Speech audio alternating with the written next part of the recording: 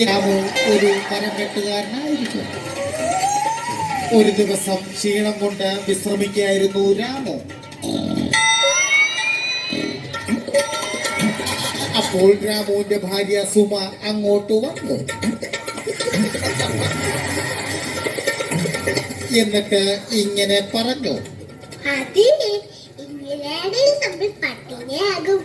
ഇനി വീട്ടിൽ ഒരു മണി അരി പോലും ഇല്ല. നിങ്ങളിങ്ങനെ ഇരുന്നാൽ എങ്ങനെയാ? ഉണങ്ങിയ മരങ്ങൾ നോക്കി നടന്ന് നടന്ന് ഞാൻ ഇവിടെ വന്നിരുന്നതാ. ഇതും പറഞ്ഞ് കോടാലിയും എടുത്ത് രാമു ഭാര്യയോട് ടാറ്റയും പറഞ്ഞ് കാട്ടിലേക്ക് പോയി.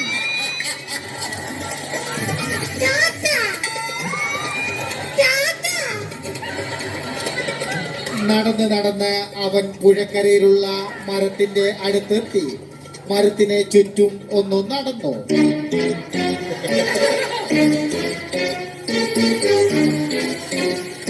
എന്നിട്ട് ഒന്ന് നോക്കി മരത്തിനെ തൊട്ടു വന്നിച്ചു. ഇത് കണ്ട് മരത്തിന് സന്തോഷമായി. മരം തുള്ളിച്ചാടി.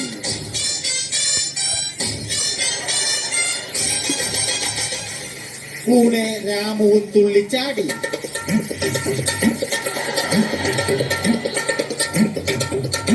എന്നിട്ട് രാമു ഇങ്ങനെ പറഞ്ഞു, ഹലോ മരമേ, ഞാൻ നിന്നെ മുറിക്കാൻ പോവുകയാണ്. ഇത് കേട്ട മരത്തിന് പേയ്മെന്റ് കിട്ടാത്ത ജീവിയുടെ അവസ്ഥ പോലെ വല്ലാത്ത വിഷമമായി. ആ വിഷമം നോക്കാതെ രാമു മരം വെട്ടാൻ തുടങ്ങി. വെട്ടുകൊണ്ട മരത്തിന് ഇക്കിളിയായി. കാരണം വെട്ടുകൊണ്ടത് മരത്തിന്റെ ആസ്ഥാനത്താണ്. രാമു വീണ്ടും മരം വെട്ടാൻ തുടങ്ങി. അപ്പോൾ രാമുവിന്റെ കോടാലി തെറിച്ച് വെള്ളത്തിൽ പോയി.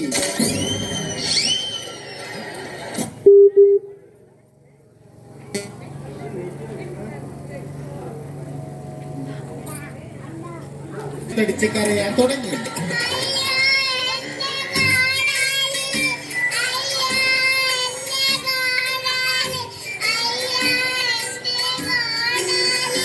ഇത് കേട്ട ഉച്ചമയക്കത്തിലായിരുന്ന ജലദേവത പ്രത്യക്ഷപ്പെട്ടു.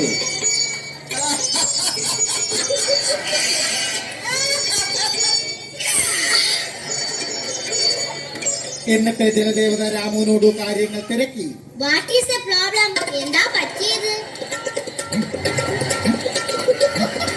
രാമു നടന്ന കാര്യങ്ങൾ ദേവതയോട് പറഞ്ഞു. ഇത് കേട്ട ദേവത വെള്ളത്തിൽ മുങ്ങുന്നു. എന്നിട്ട് വെള്ളിക്കോടാലിയുമായി വരുന്നു.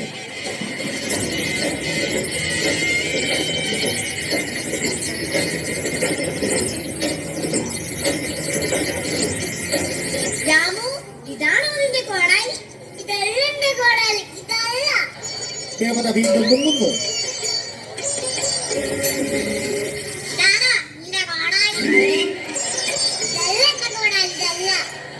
ദേവത വീണ്ടും മുങ്ങുന്നു. എന്നിട്ടൊരു ഇരുമ്പ് കോടാലിയുമായി വരുന്നു. തന്റെ കോടാലി കണ്ട രാമു തുള്ളിച്ചാടി.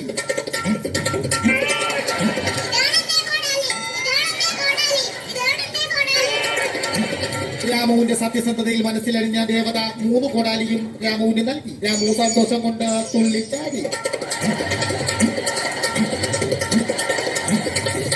3 കോടാലിയുമായി ദേവത സാവധാനം ഇറങ്ങി വന്നു. എന്നിട്ട് കൊടുത്തു.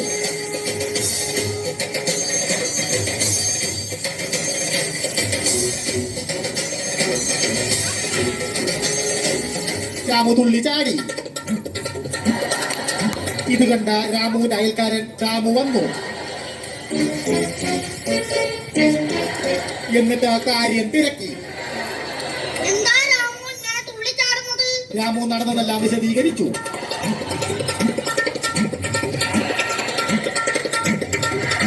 അത് കേട്ട് രാമു അകത്തേക്ക് പോയി. കോടാലിയുമായി പോ.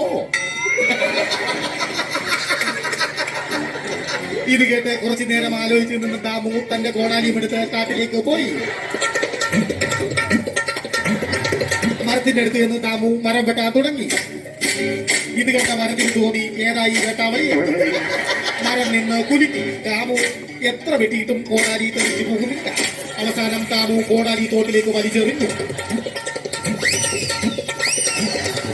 ഒന്നും കൂടെ വലിച്ചെറിയടാ, ഒന്നും കൂടെ ചെറി വെട്ടാൻ തുടങ്ങി.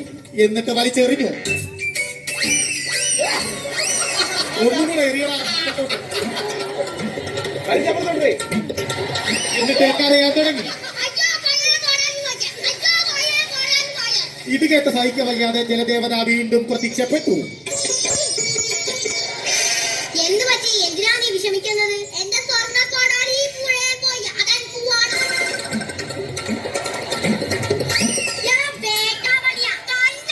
ഞാൻ തുരുമ്പ പിടിച്ച കോടാലി കൊണ്ട് വന്നിട്ട് സ്വർണ്ണ കോടാലി. നേരത്തെ ഇതുപോലെ ഒരു കിഴങ്ങ് കൊണ്ട് കോടാലി വെറുതെ ജസ്റ്റ് മിസ്. നീ വന്നോ?